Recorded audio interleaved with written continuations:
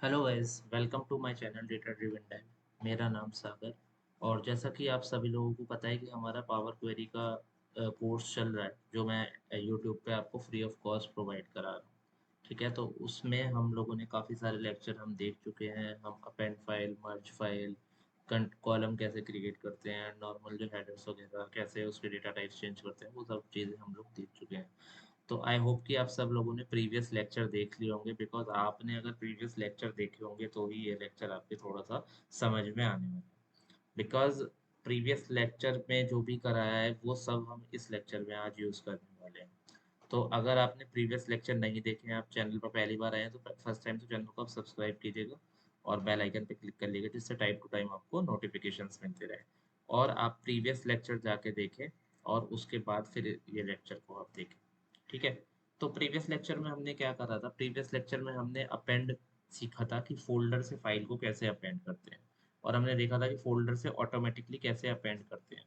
But आज हम देखने वाले हैं, हम आज अपेंड ही करेंगे फाइल को, फोल्डर से ही अपेंड करेंगे, बट हम आज हम कस्टम तरीके से उसको करेंगे। पहले हमने ऑटोमेटिकली किया था, बट कभी कभी क्या होता है कि जब डेटा बहुत ज़्यादा लेंदी होता है तो ऑटोमेटिकली अपेंड नहीं हो पाता, तो हमको कस्टम अपेंड करना पड़ता है। तो वो हम उस तरीके उसको कैसे करेंगे? तो सेम प्रोसेस है, डेटा में जाएंगे, get data from file and then from folder. From folder पे हम जाएंगे, और फोल्डर पे जाने के बाद ये आपसे पाथ मांगेगा कि इसका पाथ कहाँ पर है। तो मैंने पाथ को कॉपी कर रखा है, तो मैं पाथ को यहाँ पे पेस्ट कर दूंगा एंड उसके बाद ओपन। जैसे ही मैं इसको ओपन करूंगा तो पावर क्वेरी वाली विंडो हमारे सामने ओपन होके आ जाएगी, ये वाली विंडो। तो अभी पहले हम क्या कर रहे थे? पहले हम लोड कर रहे थे डेटा को। अब हम इसको लोड नहीं करेंगे, अब हम इसको ट्रांसफॉर्म करेंगे, क्योंकि हमें कस्टम करना है, कस्टम तरीके से इसको अपेंड करना है। तो कस्टम के लिए हमें इसको कस्टमाइज करना पड़ेगा, ट्रांसफॉर्म करना पड़ेगा। तो हम ट्रांसफॉर्म डेटा पे क्लिक करेंगे। तो जैसे ही ट्रांसफॉर्म डेटा पे क्लिक करेंगे, पावर क्वेरी एडिटर ओपन हो जाएगा। अभी क्या है कि ये जो आपका डेटा है ये फाइल लेवल पे, ये देखिए कंटेंट जो है आपका बाइनरी फॉर्म में है। ये फाइल लेवल डेटा है, शीट लेवल नहीं है। अब नेम क्या क्या है? अब ये आपको फाइल के नेम बताएगा, अप्रैल डेटा, फरवरी डेटा, जनवरी डेटा, मार्च डेटा, ये सब हमारे पास है। एक्सटेंशन क्या है? एक्सेल एस एक्सेल एस आपको पता है, एक्सेल का एक्सटेंशन होता है। अब एक्सटेंशन क्यों जरूरी होता है एक्सटेंशन देखना? क्योंकि मान लो आप बहुत सारी फाइल एक साथ मर्ज कर रहे हो, उसमें पीडीएफ भी है, एक्सेल भी है, वर्ड भी है, तो कैसे पता चलेगा आपको? तो यहाँ से आप जा सकते हैं। आपको एक्सेल चाहिए तो एक्सेल, पीडीएफ चाहिए तो डॉट पीडीएफ आप सेलेक्ट करके उसी फाइल का आपको उस डेटा दिखाएगा। देन फिर डेट क्रिएटेड है, डेट मॉडिफाइड है, ये कुछ ऑटोमेटिक स्टेप्स हैं जो पावर क्वेरी अपने आप करता है। डेट क्रिएटेड है, डेट एक्सेस है, एट्रीब्यूट्स हैं कि क्या है, रिकॉर्ड है। देन फिर फोल्डर पाथ है हमारे पास कि किस पाथ, किस फोल्डर में ये अवेलेबल है। तो अब देखिए, इसको बाइनरी को हमें अगर शीट लेवल पे जाना है, तो इस बाइनरी डेटा को हमें एक्सेल डेटा में कन्वर्ट करना पड़ेगा। तो हमें फर्स्ट ऑफ ऑल तो इन सब कॉलम्स की हमें रिक्वायरमेंट नहीं है, तो इनको हम डिलीट कर देंगे। सिर्फ इसी कॉलम की हमें रिक्वायरमेंट है। अब बाइनरी को एक्सेल डेटा में कैसे कन्वर्ट करेंगे, कैसे पावर क्वेरी रीड करेगा? तो उसके लिए एक कमांड होती है, बहुत ही छोटी सी कमांड है, ज़्यादा टिपिकल कमांड नहीं है, लर्न करने का ज़्यादा इशू नहीं। तो ऐड कॉलम पे जाएंगे, कस्टम कॉलम पे जाएंगे, तो उसके लिए एक कॉलम क्रिएट करना पड़ेगा। नाम कॉलम नेम से हमें कोई फर्क नहीं पड़ता, हमें सिर्फ कमांड से फर्क पड़ता है। कमांड क्या है? डॉट एक्सेल डॉट वर्कबुक एक कमांड है हमारे पास। तो एक्सेल ही लिखेंगे, एक्सेल डॉट वर्कबुक, ये रहा। तो एक्सेल डॉट वर्कबुक आ गया, उसके बाद ब्रैकेट, और ब्रैकेट में हम ये कंटेंट दे देंगे। कंटेंट जो है, ये कंटेंट क्या है? ये शीट के अंदर अंदर का कंटेंट है। बाइनरी में जाएंगे आप तो ये आपको कंटेंट दिखाएगा वहाँ पे। तो कंटेंट क्या है शीट के अंदर, वो यहाँ पे, एंड देन ओके। तो जैसे ही ओके करेंगे तो ये देखिए टेबल फॉर्म में, बाइनरी डेटा टेबल फॉर्म में कन्वर्ट हो गया। अब इस टेबल को ओपन करेंगे तो पेमेंट डेटा टेबल शीट, ये शीट लेवल पे है। ठीक है। तो इसको हम, ठीक है, ये शीट लेवल का डेटा है, तो इसको हम डिलीट कर देंगे अभी इस स्टेप को। ठीक है। अब यहाँ पे देखते हैं, समझते हैं कि ये क्या है। अगर हम इसको दोबारा से इसको हम जाएंगे, एक्सपेंड करेंगे, तो अब ये इस डेटा को जो कॉलम लेवल है उस पे लेके जाएगा। ठीक है। तो सबसे पहले तो हम इसको डिलीट कर देते हैं अभी यहाँ से, इसका हमें कोई ज़रूरत नहीं है, क्योंकि हमें बाइनरी डेटा की ज़रूरत है, हमें टेबल डेटा की ज़रूरत है। तो इस पर क्लिक करेंगे, हम इसको अब एक्सपैंड करना है, इसको कॉलम लेवल पे लेके जाना है। तो यहाँ से use original column as prefix, इसको हम हटा देंगे, क्योंकि हमें डेटा को भी कस्टमाइज करना होगा। And then click on okay. अब आप देखिए ये पेमेंट डेटा आ गया हमारे पास सारा, शीट जो पहले डेटा था वो सारा डेटा हमारे पास आ गया। तो अब हम इसको भी डिलीट कर देंगे क्योंकि इसकी हमें ज़रूरत नहीं है, कुछ ऑटोमेटेड स्टेप्स हैं जो पावर क्वेरी ऑटोमेटिकली करता है। ठीक है, देन उसके बाद फिर हम एक्सपेंड कॉलम पे क्लिक करेंगे। अब ये कॉलम लेवल पे लेके जाएगा, पहले वो हमें शीट लेवल पे लेके गया, अभी हमें कॉलम लेवल पे लेके जाएगा। अब जो हमारा ओरिजिनल डेटा है वो हमें शो करेगा ये, एंड देन ओके।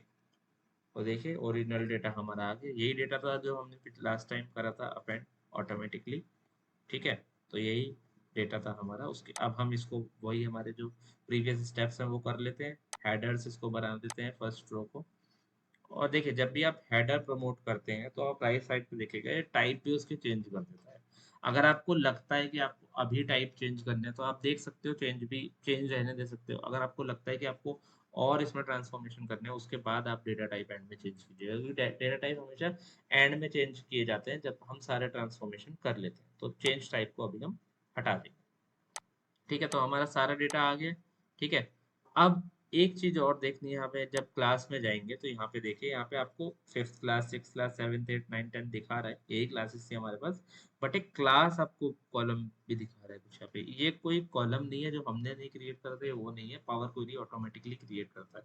तो ये हमको नहीं चाहिए। तो जब भी आप कुछ कस्टम ट्रांसफॉर्मेशन करें, कस्टम आप अपेंड करें फाइल्स, तो आप एक बार हर कॉलम चेक कर लीजिएगा कुछ एक्स्ट्रा कॉलम तो नहीं आया। इसको हम हटा देंगे एंड क्लिक ऑन ओके कर देंगे। तो हमारे पास सारा डेटा हमारा आ चुका है। अब इसको फाइल को क्लोज एंड लोड करेंगे और ये डेटा हमारा यहाँ पे लोड हो जाएगा।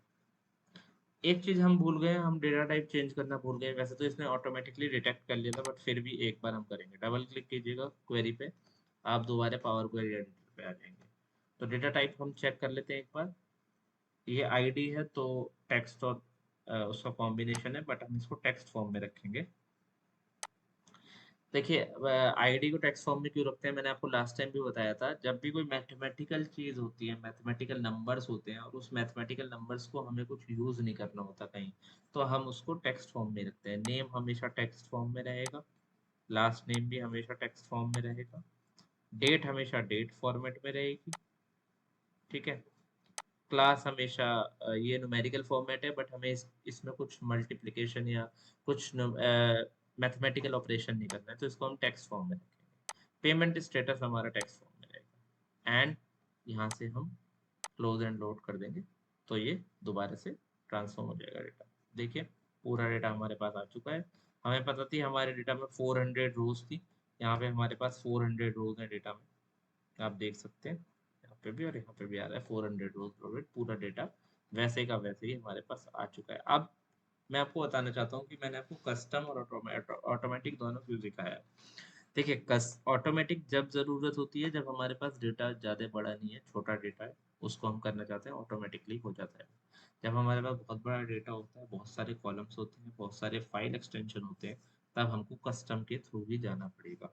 That is the only way to transform your data, append your data from multiple folders और from a single folder.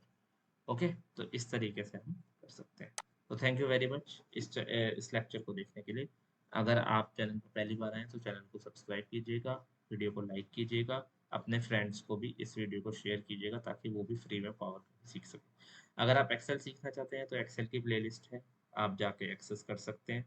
Power BI की प्लेलिस्ट भी है, और पावर क्वेरी तो आपका चलेगा। इसके बाद मैं ट्राई करूँगा एसक्यूएल एंड पाइथन की प्लेलिस्ट भी मैं लेके आऊँ ताकि आप लोग उसको भी सीख सकें। Thank you very much, bye bye, take care.